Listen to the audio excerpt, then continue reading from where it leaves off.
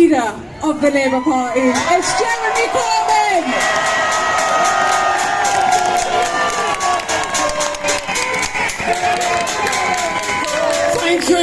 Thank you, Laura, and thank you, every one of you, for being here today.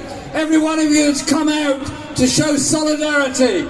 Solidarity with those unions in dispute at the present time, defending their members and trying to get a decent pay rise. Solidarity with all those campaigns of disability rights, trying to make sure they are part of our campaign. Solidarity with those homeless campaigns that are here. Solidarity with those campaigns that are fighting for a decent living wage and social justice within our society. And also solidarity with all those that have sought a place of safety on our shores and have been so disgustingly treated by this government. We today here in Trafalgar Square are a voice for humanity and a voice for unity of all of those struggles. That is what makes us strong, and that is what makes us different. We heard earlier at the start of the rally of the fantastic result that Barnet Unison had achieved by their action, by their solidarity action of making sure that one of their members did not lose their job. And they won that dispute. All over the country there are many other disputes going on. Don't be afraid.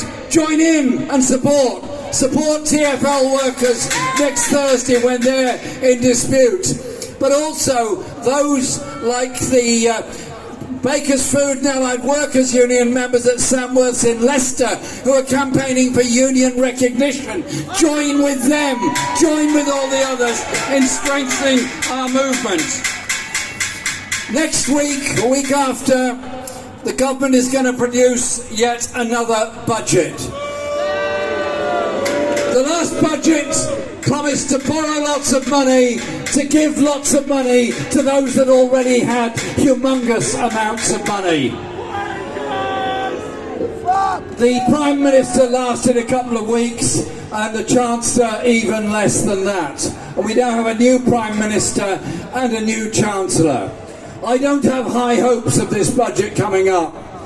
What I suspect is it'll be another tax giveaway to the super rich. It'll be another pass-by on the other side for all those that are avoiding tax and putting their money into tax havens. I suspect it will be another attack on local government and health, and it won't do anything for the wages of those people that desperately need a wage rise. The cause of inflation is not wage rises. The cause of inflation is tax evasion, tax avoidance and overcharging by the energy companies and many others.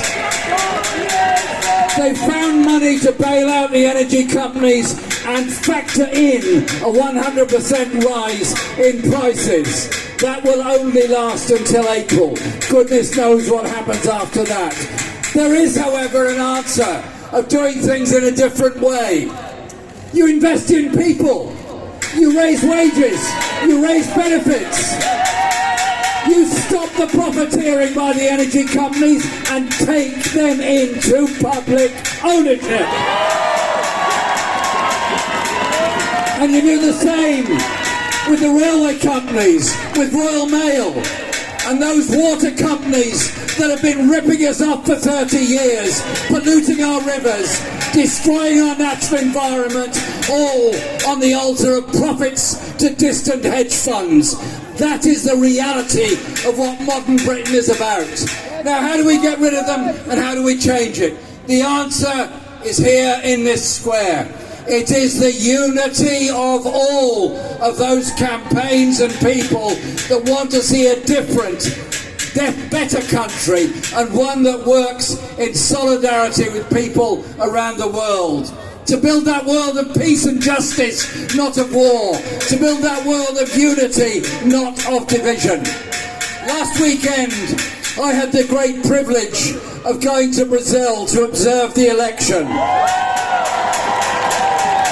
And I think we should, from here in London in Trafalgar Square in Britain, say congratulations to Lula and the coalition that won that election.